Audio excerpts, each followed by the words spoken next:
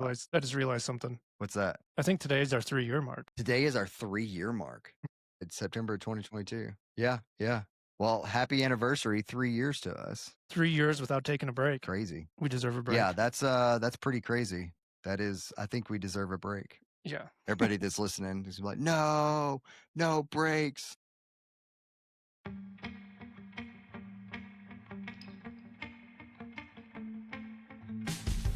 It's Golden Hour Adventure Time, featuring everyday people doing extraordinary things. From the peaks of victory to the valleys of defeat, these are their stories. Now, from the back of the pack, your hosts, Justin and Robbie. And we're back. Robbie has got his internet fixed, I think, so we may be on 100% track now. We'll see how it plays out through this next hour. Yeah. We'll Robbie, see. what was going on with it last week? I have no idea. But that was a fun one to edit, I can tell you that. Robbie is the master behind all of our editing. So if you're on YouTube watching it, Robbie is hands down one of the best editors I've met. He's good at it. He's throwing it out. You guys wouldn't even know all the issues we had last weekend. Woo. Yeah, we had some issues. Yeah. So. What kind of training did you get up to this week? I don't know how many miles I got, but I got what was like 12 miles on Monday. Then took a few days off.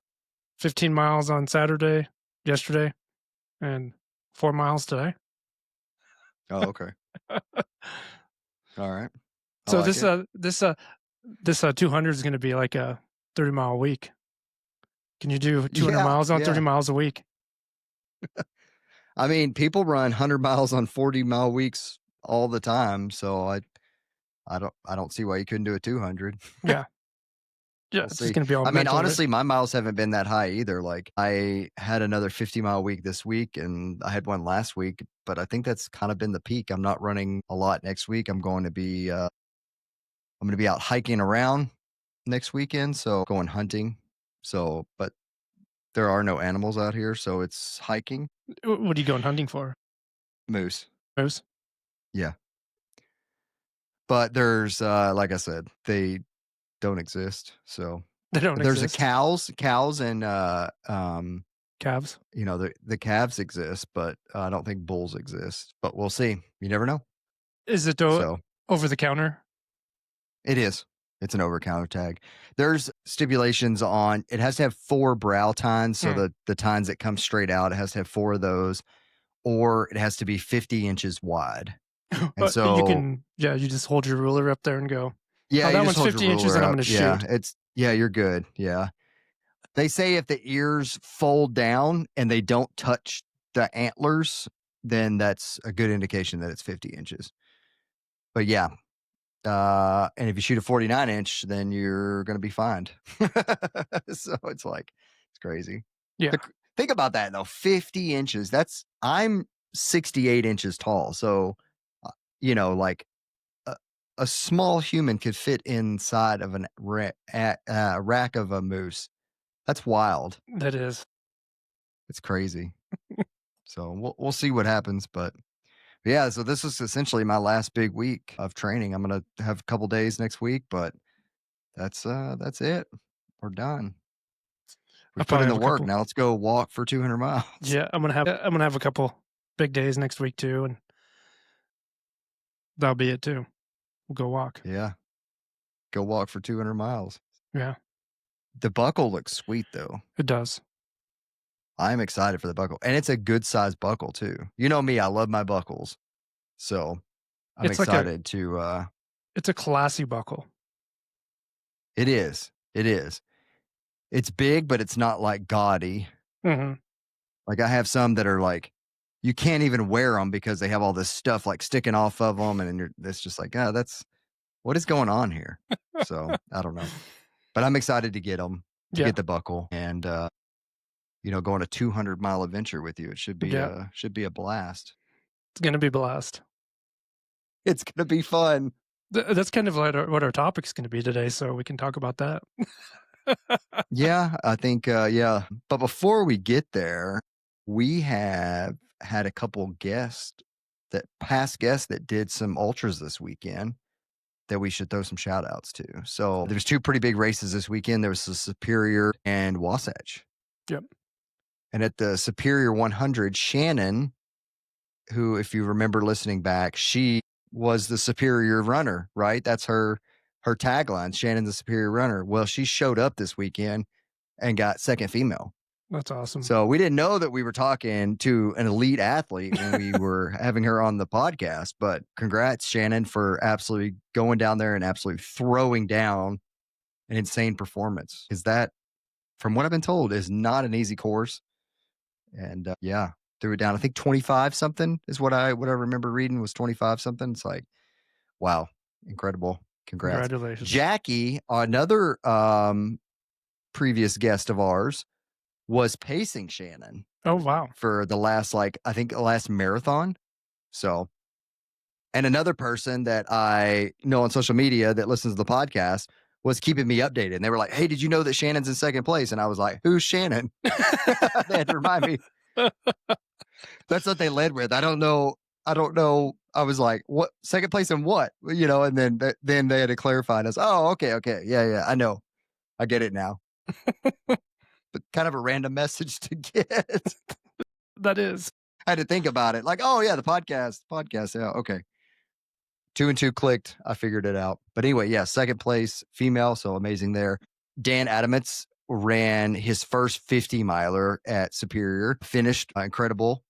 Can't forget about him. That was he's been talking to me a lot lately, and he kind of dialed in a lot of his like hydration and electrolyte balance. And so he was, I think, maybe a little nervous for the 50 miler. It's a big step from a marathon 50K to go to a 50 mile, but absolutely crushed it. So that's great. And then you had somebody that's really close to you run Wasatch this weekend.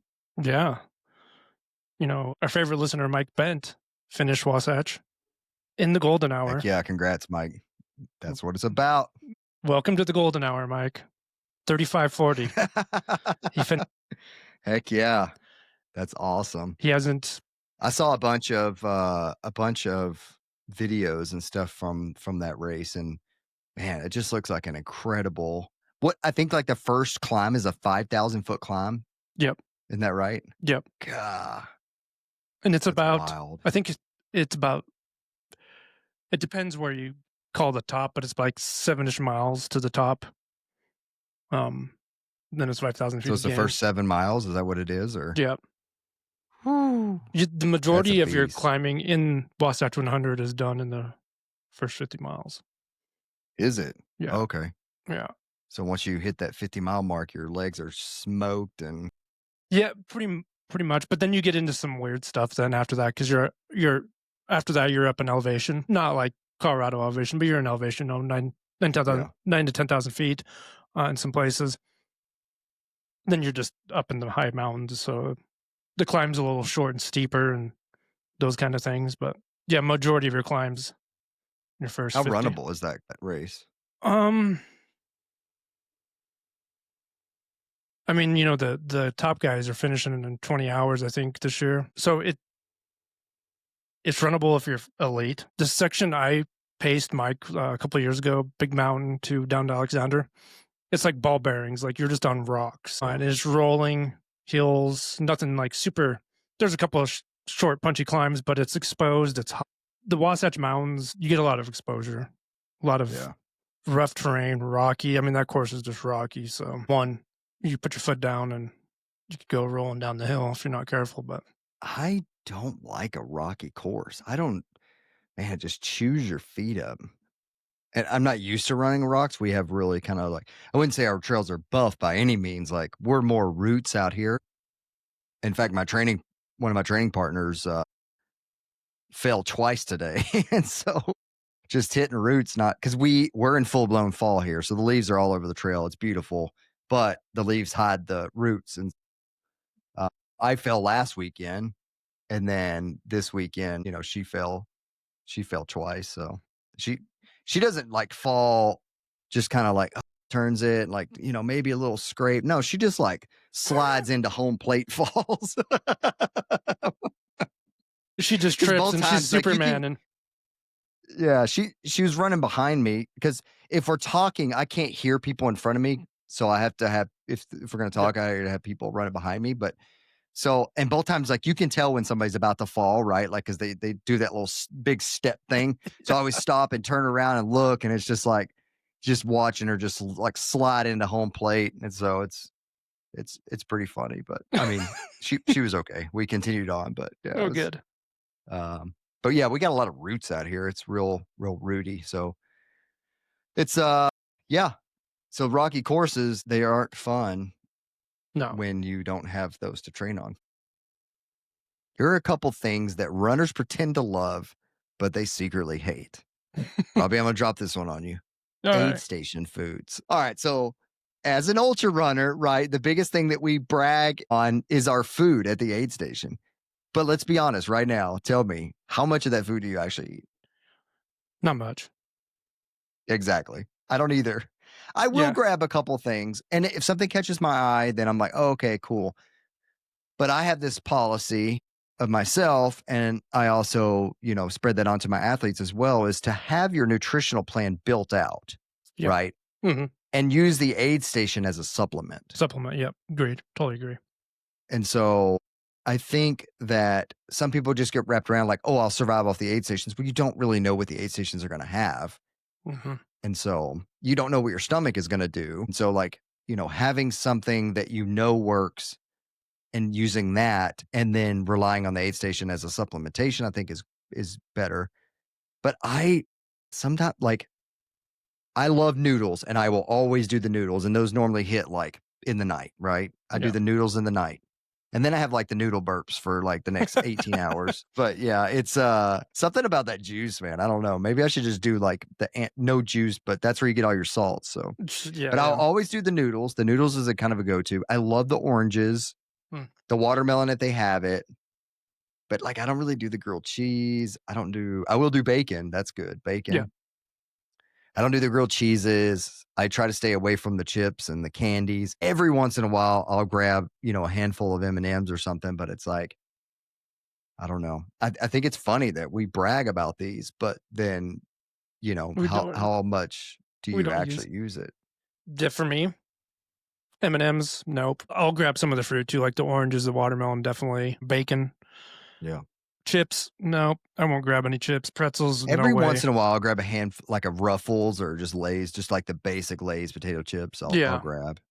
Every once in a while, me too. I got to be in a weird place though. You know what I do enjoy though is like, I guess when those aid stations specialize in something, then I'm all in.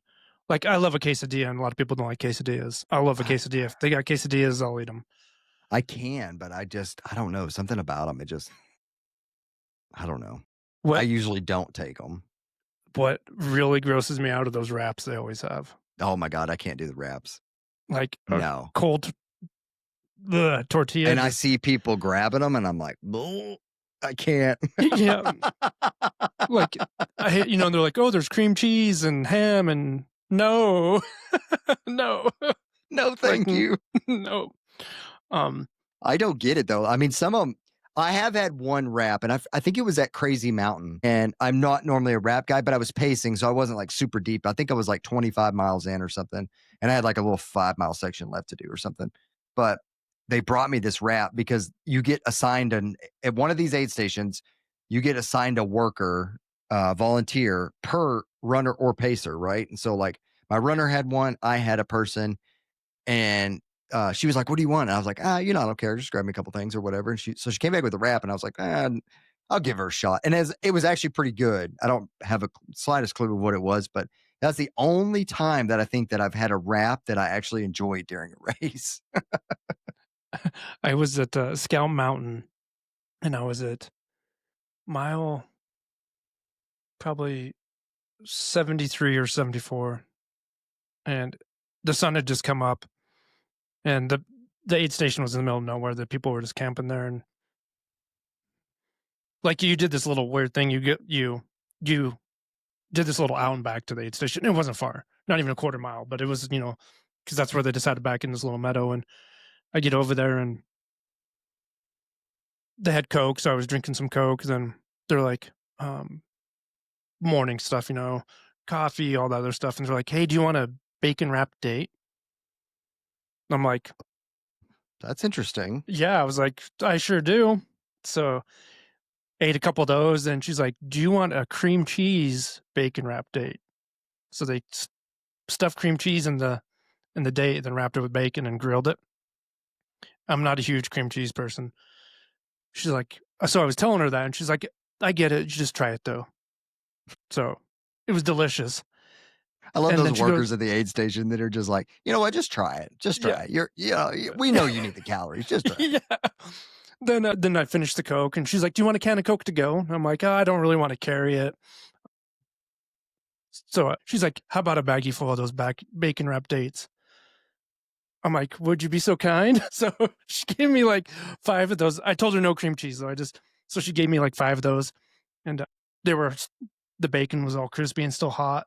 It was, I mean, I've heard of it and I've had them before, but it was just one of those things like, I wouldn't have like, if I saw them sitting on a table, I probably wouldn't have grabbed one. It was just how she sold them to me. Yeah. So I know sometimes you see stuff on the table and you're like, nobody's around. So you don't ask what it is. And you're like, I'm not going to chance that, yeah. but I don't know what it is. And I'm kind of intrigued. I think that happened to me at Kettle. They had pierogies at Kettle, Mhm. and I'd never had a pierogi before. And I saw it on the, cause it, pierogi, Kettle is an out and back, actually a double out and back, but it's an out and back.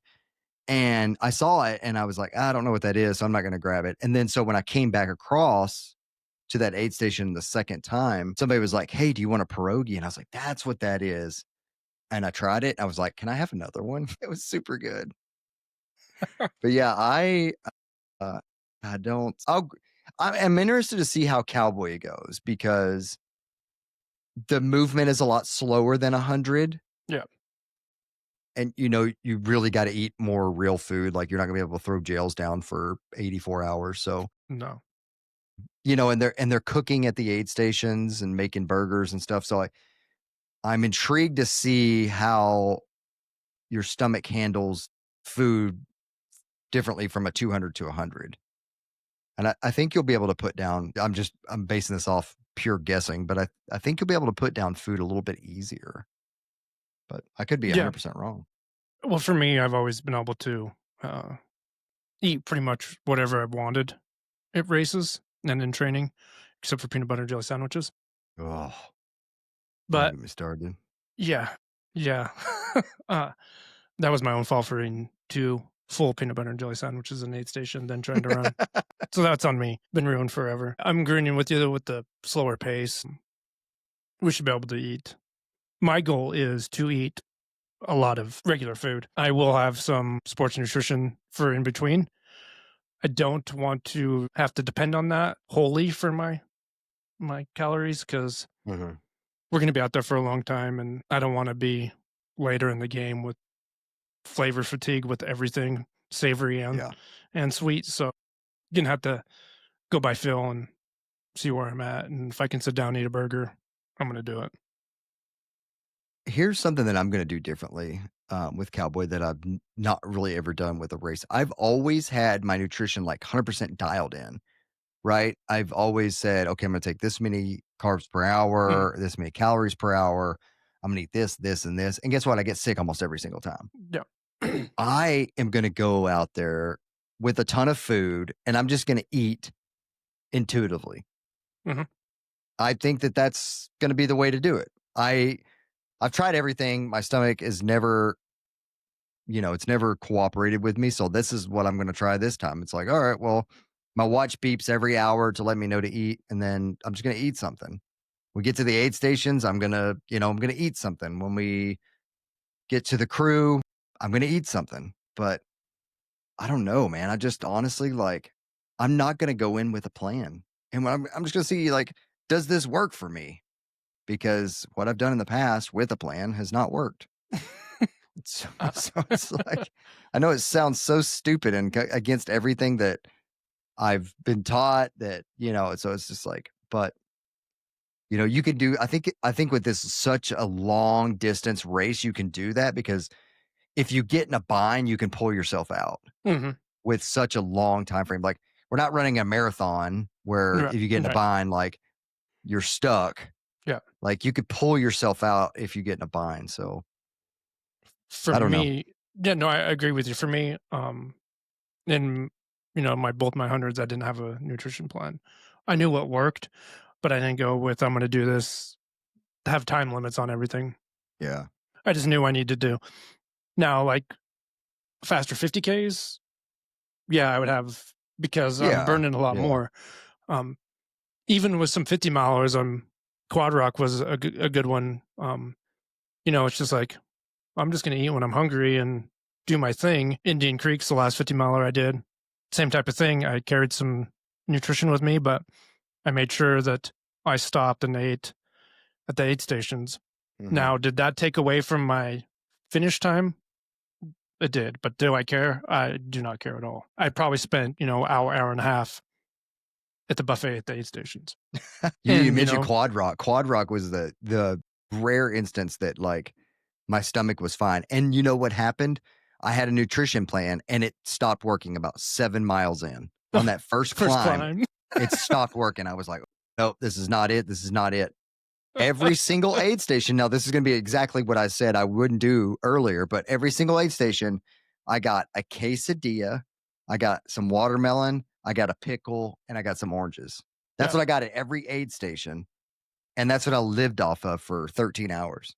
And, shout out to Quad Rock. Every aid station pretty much is a full buffet.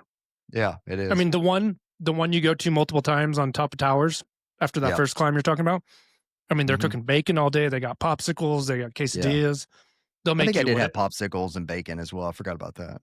they'll make you whatever you want. And it's that aid station has always been put on by Rocky Mountain Runners running group out of Boulder, so they know how to take care of us. Yeah. Yeah, that's a crazy one. Hey, the second thing that runners pretend to love but secretly hate is their training. This is totally me because I burn. I don't know if I burn myself out, but like I don't know. I do a lot of my running by myself because, the time frames that I have to run, the schedule. So on the weekends, I'll get out and run with friends. And, those are, for me as an extrovert, those are the cup fillers. But like running the day in, day out, by yourself, that kind of gets old. But like, I don't know, man, I burn myself out with training. I do. I enjoy it for a little while. And then I'm just like, I don't want to do this thing. I can't be the only one. No, I you're can't not. be. So as we were talking before, I haven't been in a training block for Cowboys, so it's going to be interesting. Yeah. But when I have, we're going to get past 30 miles and Robbie's going to be like, this is the longest I've trained. It's not going to be a lie. But I know what you mean. And as coaches, when we're doing programming too, we see it. We're writing that stuff down.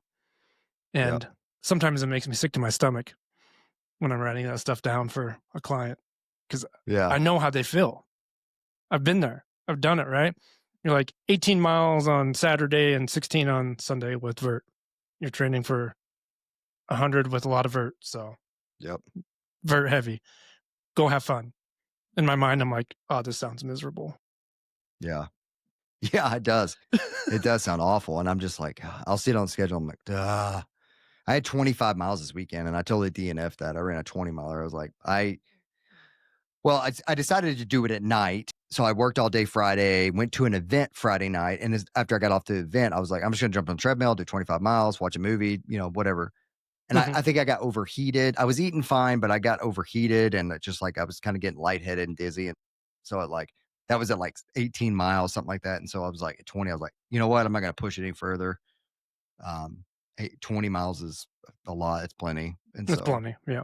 Yeah. So I cut it at 20, but yeah, I was looking at that 25 and I was like, oh, one of my training partners is out of town. So I was like, oh, I don't want to go to 25 miles. But I give it to my runners too. And they're just like, one of my runners ran 25 this weekend. And it's just like, oh my gosh. I just, Yeah, bravo to you, because I DNF'd my $25. But man, I'm just like, I've been training for like this whole year. Yeah. With like the 100-miler, at Kettle, like in June, that training block started in like March, if not a little bit earlier. And then, took about 2 weeks off, and I'm boom, right back into it training for Cowboy. And it's just like, my gosh, but I have nothing. I'm not scheduling anything. I keep saying I'm going to schedule something.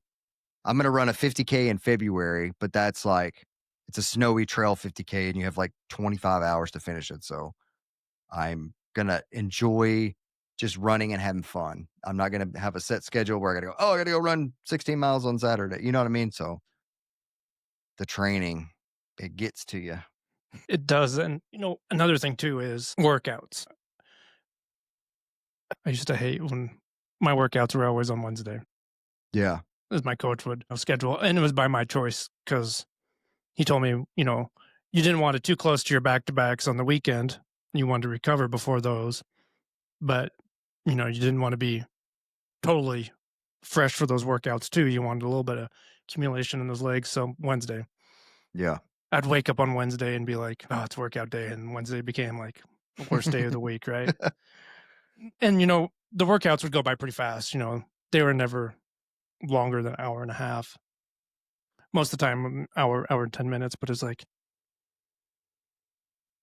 I would try to do them in the morning, but I would put them off and do them when I got off work. And then, of course, just like, yeah, workouts. Those are the ones that really drove me nuts. But you get so much benefit if you're doing them right, and they pertain to whatever your goal is for your race. But it's just like, oh, workout days. I don't mind the workouts, to be honest with you. Like, that's never been a thing that I've really minded, unless it's like hill repeats for like weeks and weeks and weeks and weeks. I'm like, all right, my God, we gotta change it up a little bit. So, but yeah, I've never had an issue with like workouts, as long as they change. I just need them to change. Like, Oh yeah, I can't have the same thing every single, like if I do the same thing like 2 or 3 weeks, and that's fine. But like for months, and I can't do that. You got to change some shit up. mine were usually progressive runs. Yeah. I don't mind those and like long tempos. I don't mind those either. Yeah, so the highest would be 8 miles. That would be the top of so progressively getting faster. But then there was also times where it was mile repeats. So, but then you had usually 2.5-ish minutes in between of full recovery, because those mile repeats were actually faster than the progressive ones. But yeah, those in the progressions, you're in control for the first while. But my problem was like, I'd look at last week's data and be like, I want to do it faster this week. Yeah. So then I'm always trying to chase that time. And it works. It's a great workout, but it gets to a point where you're looking at that, 8th mile, and it's like, that is so fast. Yeah. Just. Yeah. Yeah. No, it does suck. Yeah. Training, it gets old. It does. It does. Especially when you're like me and you just train all year long. Well, Robbie and we're going to take a little bit of a break. I think that this break has been coming for a minute. So with life happening and just circumstances that are out of our control, we are probably not going to be able to record for the next couple weeks. And so we are going to take 3 weeks off. So we're going to still throw an episode out. We're going to throw some of the episodes that are in the past that we enjoyed and we think that you enjoyed. And so you'll still get an episode. It may be an earlier episode that you've already heard. Please give it another listen. We apologize for having to take a break, but we also don't apologize at the same time, because life happens. We're running a freaking 200-miler and the rest of stuff. So we will be live back to you we're not going to be live, but we'll be back to you in October with a Cowboy 200 recap, which I think is going to be a real fun episode. We're going to record stuff from along the trail. We'll throw that episode out as well, live from the Cowboy Trail. And then what everybody's been waiting for, because they're tired of just hearing Robbie and I, we're going to start having guests again in October. Yeah. So I think we got some really great guests lined up, and it's going to be a lot of fun. So bear with us over these next couple weeks. Keep us in mind for Cowboy 200. And if you like this podcast, or if you don't like this podcast, leave us a review. It helps us. As long as the 5 is what you leave. 5 is good and 5 is also bad. So leave us a 5. I just realized something. What's that? I think today is our 3-year mark. Today is our 3-year mark. I'm pretty sure, right? I believe you. Because we started in September in 22, right? We did, September 2022. Yeah. So, well, happy anniversary, 3 years to us. 3 years without taking a break. Crazy. We deserve a break. Yeah, that's pretty crazy. That is, I think we deserve a break. Yeah. Everybody that's listening is like, no breaks. All right. We will see you in October. Follow us on social media. Hit us up on YouTube, like, subscribe. And as always, we'll see you on the trails.